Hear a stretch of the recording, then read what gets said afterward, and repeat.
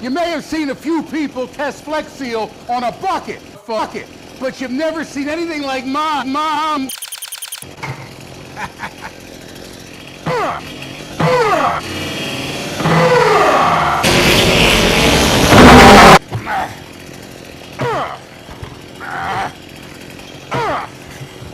That's a lot of damage. That's a lot of Flex Seal. How about a little more?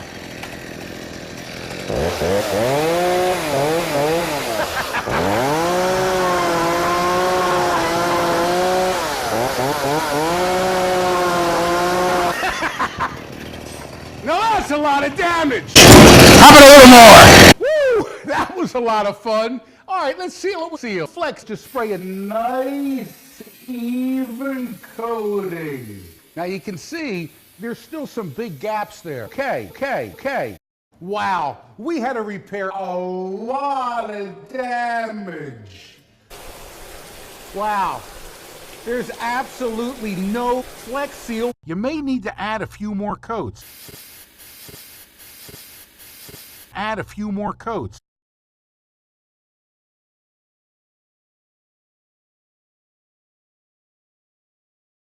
Add a few more coats.